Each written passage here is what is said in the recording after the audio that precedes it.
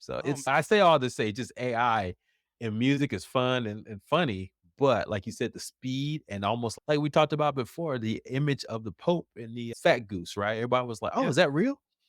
And so it's gonna get to that level, man, pretty quickly. And these AI companies are just putting more and more money into it. And we'll talk about later when we talk about Fallout. I think that's why maybe Fallout is resonating a little bit more in the mhm, live action because capitalism run amok is really a theme of Fallout, the TV show. And I think we're seeing it now with AI and we've seen it with social media. So yeah, so in the interest of time, we'll move on to corporate takeover. When I mentioned the Fallout TV show was mhm, released last week.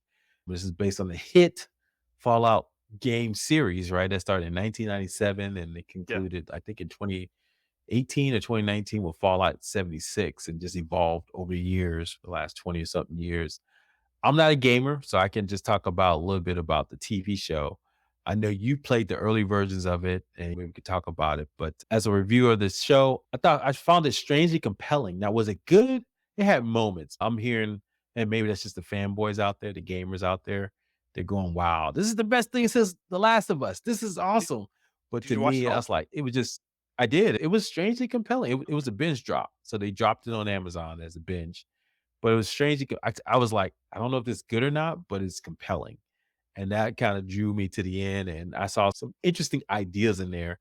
And one of the ideas that just popped up.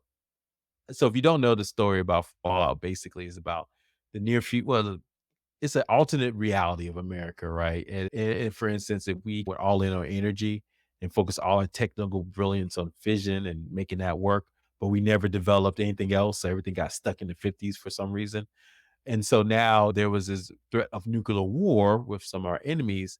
And so now you have corporations coming up with end of the world devices, technology to keep people safe.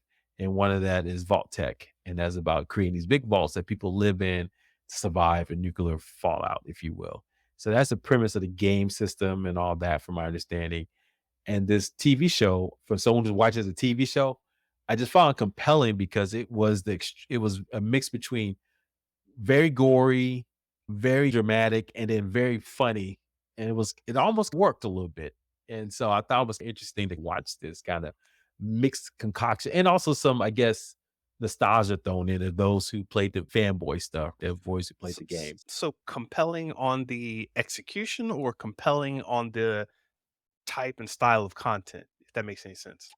Yeah, both. Compelling on execution, just, wow, how did this is like Amazon put some money in this thing, and then number 2, on the themes of just what it means to survive and what does corporate run amok mean.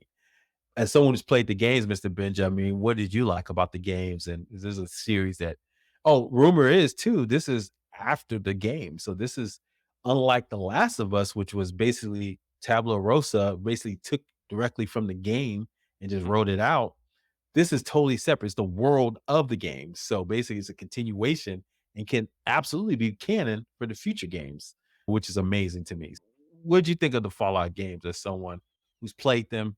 Did you enjoy it? Did you like them? What were your thoughts? I really like them. This was definitely a breath of irradiated air that kinda just stuck with you, and it was good because you had all your fantasy RPGs, you had your swords and sorcerers RPGs, and I was like, "Okay, that's old hat right now." But they went in a Mhm. different direction and in such a way that you really couldn't repeat it, and it just maintained its own vibe, and I really loved it for that. Yeah, it definitely has a different, unique the music is different. It's this mix of retro with future horror versus satire. It's just a weird mix, and that's maybe what made it compelling.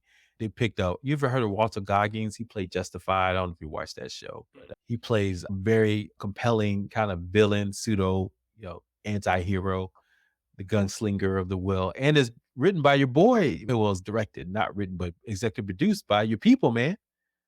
The folks that made Westworld, Oh, Jonathan I'm in. Nolan. I'm in.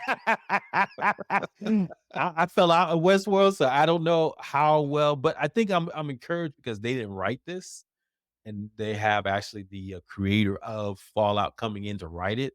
So hopefully, it's not going to be a ish show that, in my opinion, that's what happened with Westworld.